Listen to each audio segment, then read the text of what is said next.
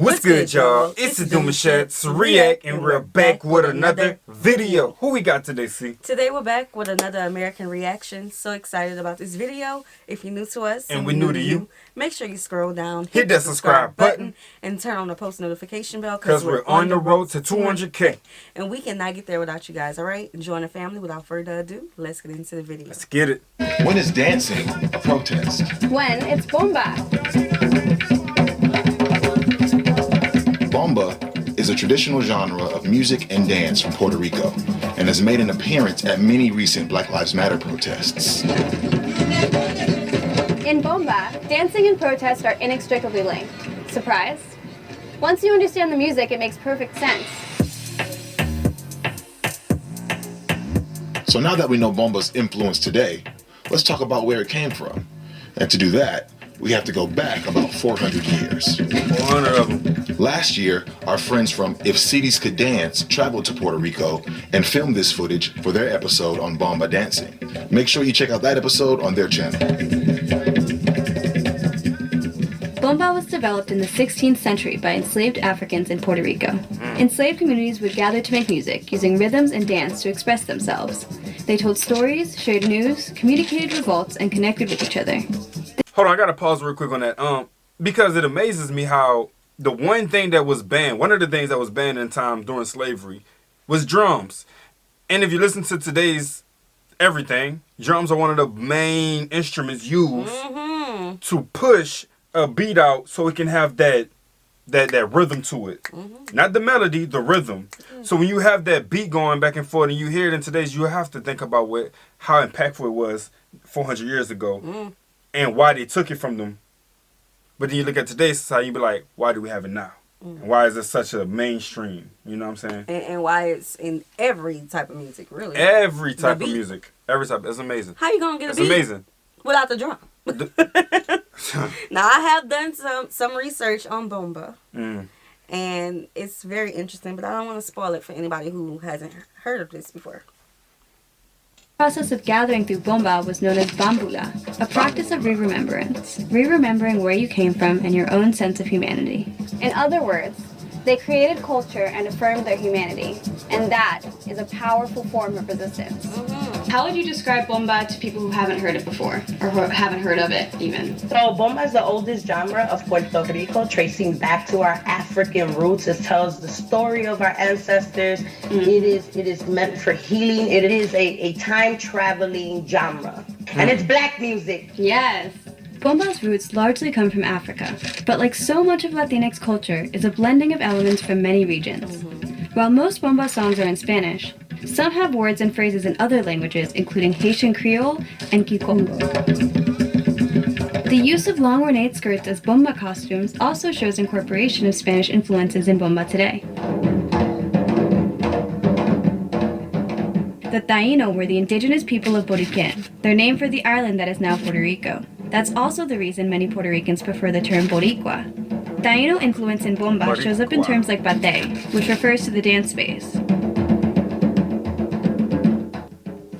The use of a single gourd-based maraca also shows Taíno influence. The maraca is used to keep time and is often played by the singer.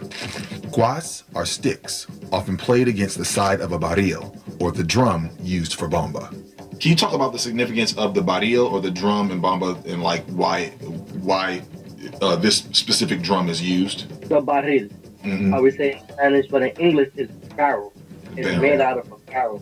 So it's made out of a rum barrel, cheese barrel, whiskey barrel, like whatever type of barrel you could think of, it's made from that. That's what we had when those enslaved Africans came from the motherland into the Caribbean.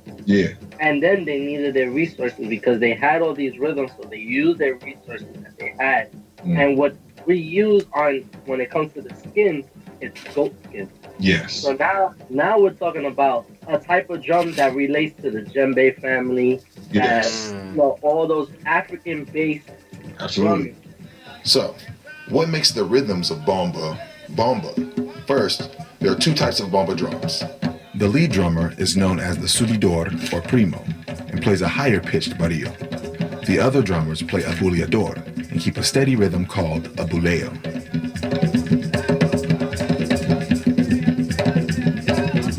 While that steady rhythm is going, a dancer enters the bate by doing a paseo, walking around in a circle to mark their space, ending with a salute to the primo.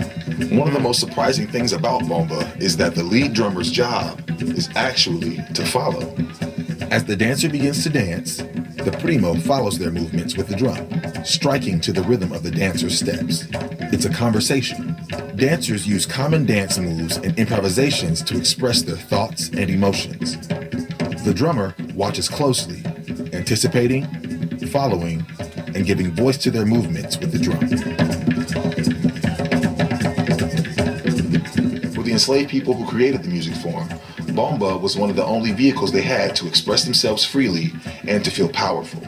Reclaiming their sense of humanity and self-determination was an act of resistance. Definitely an act of resistance.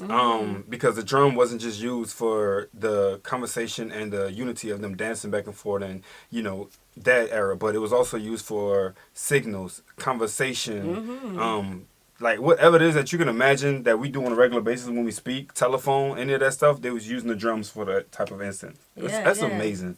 I am just so connected to our ancestors and learning about them no matter where they were. Our ancestors, when I mean our, I'm not just talking about here in the United States. I know that Puerto Rico is a United States territory, but I appreciate Puerto Rican culture. And I don't view Puerto Rico as a colony. So sometimes I may refer to Puerto Rico as if it's its own country. And that's just out of respect. Clarity. You know, I understand the connection, but I also respect Puerto Rico. Okay, and Puerto Ricans. So when I mean our ancestors, we're all connected in a way because of what our ancestors went through. And the fact that this tradition of bomba is still here. It survived. I'm picturing myself during that time, right? Yeah. Imagine a slave revolt is about to happen. Oh, I'm going to mark my territory. All right now. This what we going to do, y'all. Yeah. Just, there's like so many different languages that's pulled out of this. And if you know, you know. You know what I'm saying? Because you got to think, like I said earlier, they banned this because they didn't want them to use the drums in any form of language for their communication skills. Whether it's for dancing again, communicating, letting people hear whenever someone was coming. Music, like anything. Music, rituals, praise. They didn't want any of that happening. So to see again, like you mentioned, that it's still alive. And it's 100%. Woo. Bomba has a collection of rhythmic patterns, each used for different purposes or emotions. For example, Sika means the act of rising up. Imagine hearing that and you be like, oh, you know what time it is. Gwembe is to restore balance.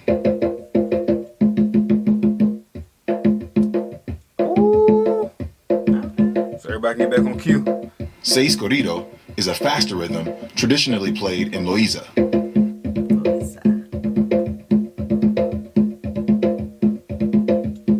Yuba is good for releasing negative emotions like sadness and anger. It refers to an ancestral ritual of cleansing space and self. You can feel that in the heaviness of the last beat in the pattern.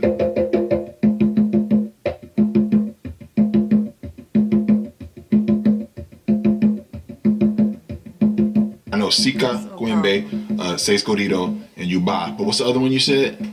Hollandais. Just hearing it, Hollandais is influenced by the Dutch. Okay.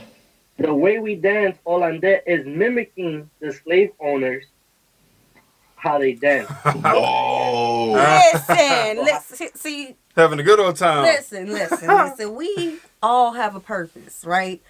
And it just was not purpose for me to be a part of that era. Because, baby, I would have been Hollandais time, okay? Oh, my Lord. We got to talk about these fools. That's how they did it, too. I mean, I remember listening to this storyline. I was reading it as well. And they was talking about how this gentleman, I forgot his name. But I remember I put it in the comic section. But it was talking about how this gentleman knew how to use the herbs of the field because of where he came from whenever he was caught. And then he would teach the ladies of the house how to... fool around with the food a little bit. Listen, I think I know what you And once you do, people's just dropping like flies left and right. We don't promote that. I'm just saying, no, I'm not, but it's all part of the times. You know what I'm saying? Exactly, Like just like how they was mimicking and teasing because of they didn't like them. Right. They have the reasons to do other things. I want to see it. How we dance Holandais is influenced by them.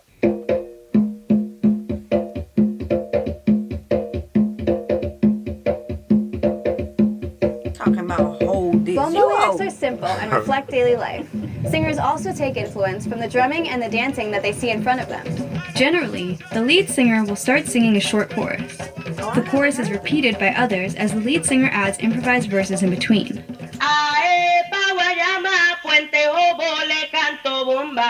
The chorus, the people, the community responds.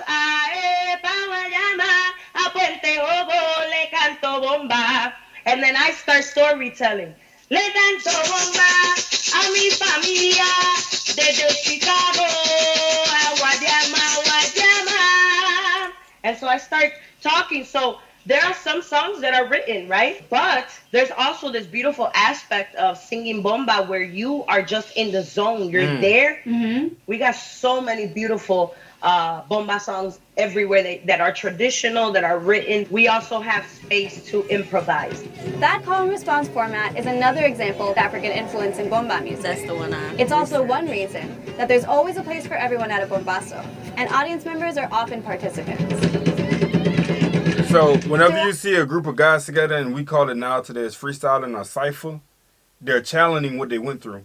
Okay. And they're speaking about it in a way where the people around them can truly understand. So a lot of times, you get the black guys together and whatnot. People like to say, oh, too many in one group. It can be dangerous. They're up to no good. But a lot of times, or even from the language that we speaking, like when we're talking about our struggles and how it is in the hood, this, that, and the third, they're coming from this and they're speaking about it. You can't really talk about stuff you haven't been through. Right. So when they're talking about these things that they've been through, that's just how they're challenging what they experienced. Right. And a lot of people, they may not even be knowledgeable on history, but they don't realize I was just that thinking about that still too. got passed down. Yeah. A lot of things have been passed down just in different ways that they may not be able to recognize it, but that's still our ancestors. So because of how I explained it, you won't hear no one say that when they're about to bust open a freestyle. They just But it.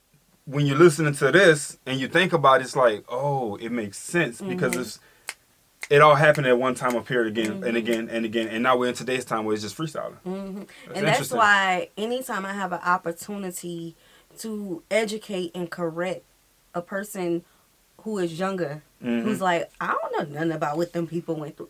Them people they're speaking about our ancestors. I'm speaking of a black person saying, I don't care about nothing that those people went through. Yeah. Well, let's take a look at your life and your habits. Some of your habits is things that was passed down. So you may say that you don't care about what those people went through. Those people, and I hate when they say that because, baby, it took those people, what those people went through for you to have the freedoms, the whatever you could have now. Okay? So never disrespect what those people went through. Yeah. At the Puerto Rican diaspora, there are families, schools, and performance groups keeping bomba alive and passing the art form to new generations. Today, people who practice bomba continue to use it as a platform for awareness, resistance, and pride. Bomba is much more than a dance or a music. It's a way of life. Talk about the significance of bomba to you. Bomba is life, and especially I was raised in this tradition. I was raised to just one person, definitely influenced by my grandfather.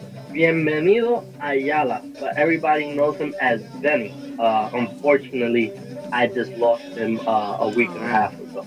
Oh, wow. I'm sorry to hear that, bro. Yeah, thank you. In the Cepeda family of San Juan, one of Puerto Rico's most famous bomba families, the music has been passed down for 8 generations, and the Cepedas are known for having created the first bomba school.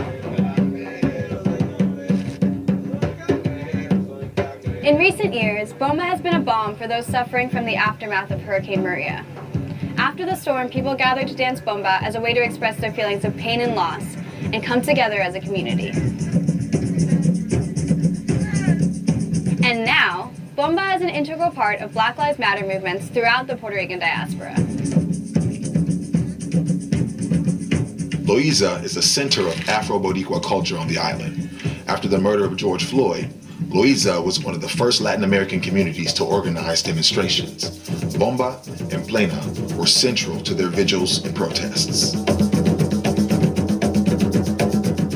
why do you think Bomba has been so present in Black Lives Matter movements lately? Is it that authenticity, that community? I feel like there's so much. The reason why we're out here protesting Black Lives Matter is because we are reclaiming our spaces. You know, when we say black, there's our Afro-Latinos, Afro-Latinas. There's so much to what black means. This is the music that existed when we were oppressed, and we're still oppressed. So this is a way that we need to stop that oppression and to bring new ways of thinking. We're authentically us, beautiful in our skin, no matter the color of our skins. But when we bring bomba, we're talking about black roots. Whether traditional or fused with other styles, bomba is a reclaiming of Puerto Ricans' African heritage and a way of countering racism and other injustices in their communities and in the world. What aspect of bomba do you find the most interesting, or what aspect of bomba music do you respect the most? I feel like I came very much into my black identity later than most of my peers, especially being Puerto Rican. You know, Bomba's Puerto Rican, but there's a lot of anti-blackness everywhere, especially though in Latino cultures, and I feel like people don't think about it.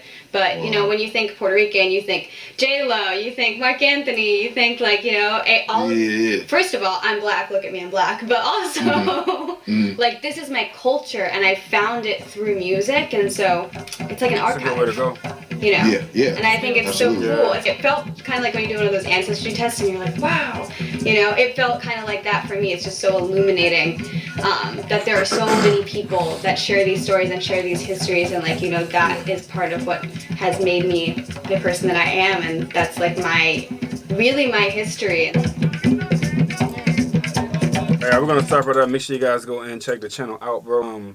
Yeah, this is a beautiful connection that they made. I like how they painted the picture here and the connection with Black Lives Matter. I thought that was pretty interesting. Never knew anything about this.